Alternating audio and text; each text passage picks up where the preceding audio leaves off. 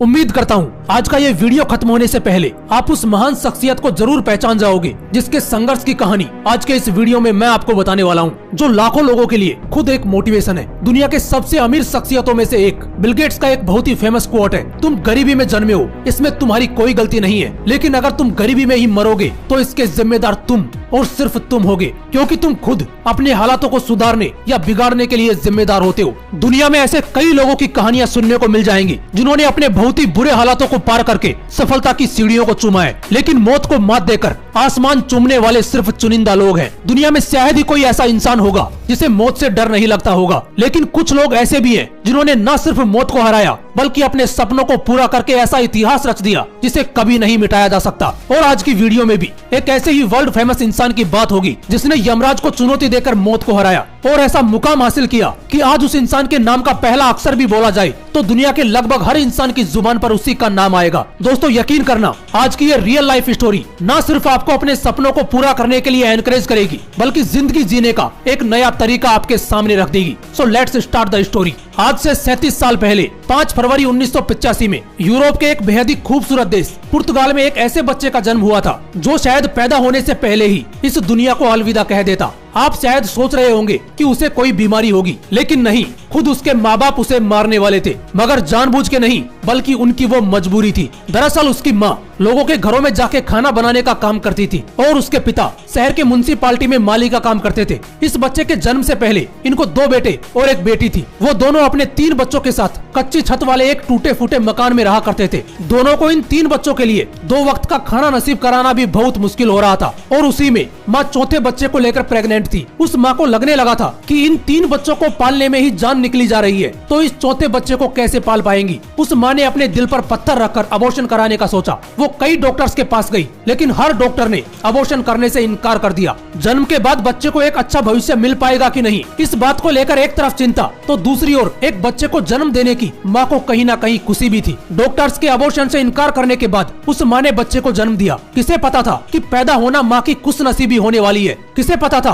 कि वो जिस बच्चे के भविष्य को लेकर चिंता में थी वो भविष्य का सबसे बड़ा सुपरस्टार प्लेयर बनने वाला है। लेकिन आज जिसे हम सुपरस्टार प्लेयर के रूप में जानते हैं, उसका सुपरस्टार बनने तक का सफर उतना आसान नहीं था। उसके जन्म की तरह ही उसके सुपरस्टार प्लेयर बनने का सफर भी बड़ी बड़ी चुनौतियों से भरा हुआ था। ये बच्चा छोटी उम्र से ही पढ़ाई में बेहद कमजोर था, लेकिन ऐसा तो नहीं है कि जो पढ़ाई में झंडे ना गाड़ पाया हो वो जिंदगी में भी कुछ नहीं कर पाएगा। हर किसी के पास किसी न किसी स्किल के रूप में टैलेंट मौजूद होता ही है, बस सही वक्त पर उसे पहचानने की जरूरत होती है। जो इंसान जितनी जल्दी खुद के अंदर छिपे टैलेंट को पहचानेगा वो उतनी ही जल्दी उस फील्ड का महारथी बनेगा। हमारे हीरो का टैलेंट फुटबॉल खेलना था। शायद उसने बहुत कम उम्र में ही अपने फुटबॉल खेलने के टैलेंट को जान लिया था। टैलेंट का मतलब सीधा सा है कि जिस चीज के बारे में आपको नॉलेज है और जिसमें आपको सबसे ज्यादा इंटरेस्ट है, अगर उसकी जी जान से प्रैक्टिस की जाए तो वही आपका टैलेंट बन जाता है। ठीक ऐसा ही उसके साथ था। उसे फुटबॉल खेलने में किसी भी दूसरी चीज से ज्यादा इंटरेस्ट था। उसे नहीं पता था कि आगे यही इंटरेस्ट उसे सुपरस्टार प्लेयर बनाने के लिए उसकी राह देख रहा है। उसने अपने इंटरेस्ट पर किसी दूसरी चीज का बिल्कुल भी प्रभाव नहीं पड़ने दिया।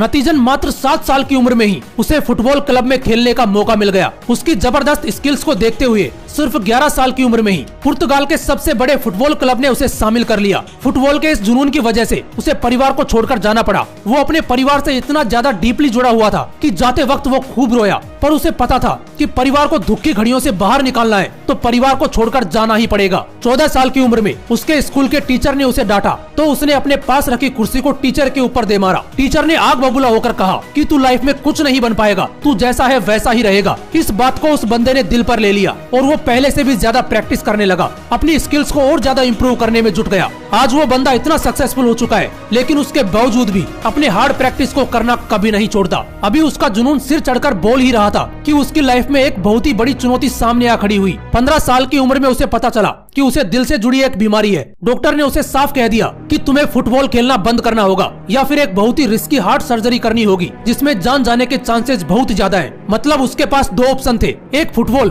और दूसरी उसकी जान। उसने फुटबॉल के लिए अपनी जान दांव पर लगा दी। कहते हैं ना कि जिंदगी से लड़के अगर खुद का हौसला बुलंद रखा जाए तो मौत भी तुम्हारे आगे झुक जाएगी। उस लड़के ने तो जान के आगे अपने पैशन को चुना था। मौत को तो उसके सामने झुकना ही था। वो मौत के मुंह से बाहर निकल कर आया। कुछ दिनों के ब्रेक के बाद उसने फिर से पूरे जोर के साथ फुटबॉल की प्रैक्टिस करना शुरू कर दिया। 18 साल की उम्र में उसे एक बहुत बड़े फुटबॉल क्लब ने 24 मिलियन यूरोज की भारी रकम के साथ खरीद लिया। उस वक्त किसी भी 18 साल के प्लेयर को दी गई ये सबसे बड़ी रकम थी। अभी कामयाबी की राह शुरू ही हुई थी कि उसकी लाइफ की सबसे बड़ी ट्रेजेडी उसके सामने आ खड़ी हुई। 2005 में शराब पीने की वजह से उसके पिता की मौत हो गई। इस घटना ने उसको हिलाकर रख दिया, क्योंकि वो उसके पिता ही थे जो हर बात को लेकर उसे सपोर्ट करते थे। वो हर बात अपने पिता से शेयर करता था। उसके पिता की मृत्यु के 3 साल बाद उसके फुटबॉल स्किल्स ने उसे दुनिया का सबसे महंगा प्लेयर बना दिया। उसके कोच बताते हैं कि एक बार वो रात में खिड़की से नीचे पेड़ों की तरफ देख रहे थे। उन्हें वहाँ एक आदमी दिखाई दिया। उन्हें लगा कि वो कोई चोर होगा, लेकिन वो कोई और नहीं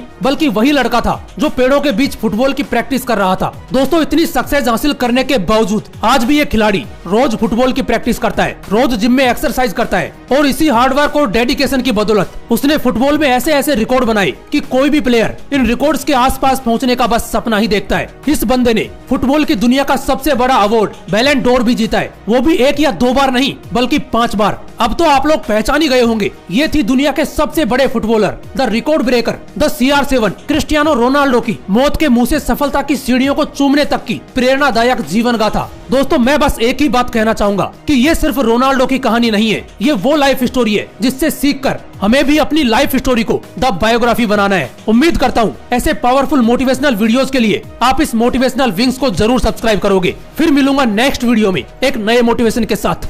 जय हिंद, वंदे मातरम।